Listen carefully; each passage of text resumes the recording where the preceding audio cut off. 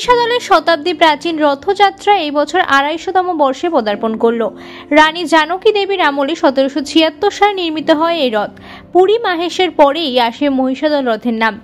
জানকী দেবীর আমলে তৈরি না হলেও তার পরবর্তী বংশধর মহিলাল পাড়ের সময় চালু হয় রথযাত্রা। ভারতের একমাত্র কাঠের রথ এই মহিষাদলের রথ। এই রথযাত্রার আরেকটি বিশেষত্ব হলো জগন্নাথ দেবের সঙ্গে বলরাম এবং সুভদ্রা থাকেন না, থাকেন রাজবাড়ির কুলদেবতা এবং রাজবাড়ির শালগ্রাম শিলা শ্রীধরজিউ।